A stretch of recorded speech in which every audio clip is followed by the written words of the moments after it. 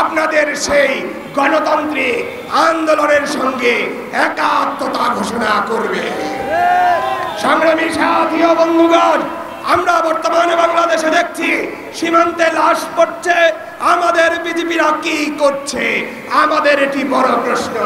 আমরা দেখতে পাই আওয়ামী লীগের বিভিন্ন সংগঠনের নেতা কর্মীদেরকে খণ্ড খণ্ড মিছিল করতে বাংলাদেশের গোয়েন্দা সংস্থা কোনো কাজ কি করে না? বাংলার পুলিশ, বাংলার সেনাবাহিনী, বাংলার বিজেপি তারা কোথায়?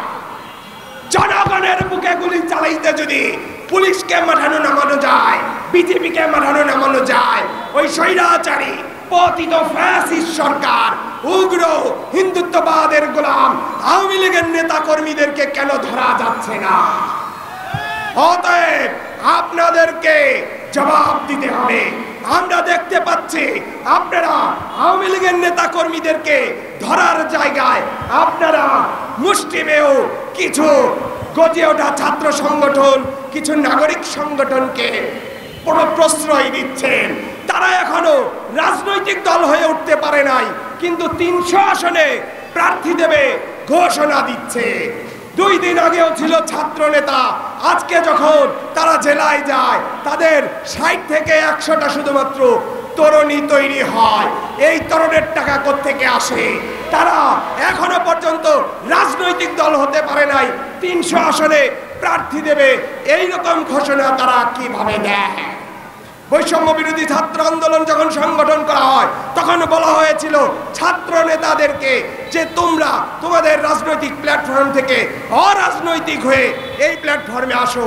আর আজকে আমরা দেখছি সেই প্ল্যাটফর্মের আশেপাশে কিছু সংগঠন তৈরি হচ্ছে এবং তারা রাজনীতির ঘোষণা দিচ্ছে। অতএব সরকারি অর্থে, রাষ্ট্রের অর্থে, সরকারি পৃষ্ঠপোষকতায় হাসিনা 4টা থেকে 5টা দলকে নিবন্ধন দিয়েও রাজনীতির মাঠে টিকতে পারে নাই। অতএব এখন যদি কেউ কিংস পার্টি হয়ে বাংলার মানুষকে বিভ্রান্ত করতে চায়, বাংলার মানুষ মেনে নেবে না। আপনারা মেনে নেবেন না? আপনারা মেনে নেবেন? সংগ্রামী সাথী ও বন্ধুগণ, আমাদেরকে সচেষ্ট থাকতে হবে। যুব নেতা কর্মীদেরকে সচেষ্ট থাকতে হবে, সজাগ থাকতে হবে।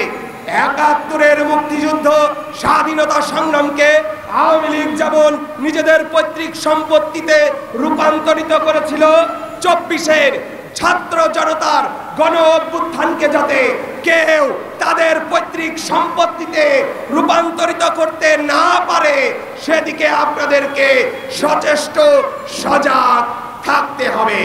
সংগ্রামী সাথী ও বন্ধুগণ, আপনাদেরকে সবাইকে যারা দূর দূরান্ত থেকে আজকের সমাবেশে এসেছেন, এই সমাবেশকে সফল করেছেন, কষ্ট স্বীকার করেছেন, বাংলাদেশ যুব অধিকার পরিষদের কেন্দ্রীয় সংসদের পক্ষ থেকে ধন্যবাদ জানাই। ওই দিল্লি না ঢাকা, ঢাকা ঢাকা, গোলামি না আজাদি, আজাদি আজাদি, দিল্লি না ঢাকা, ঢাকা ঢাকা।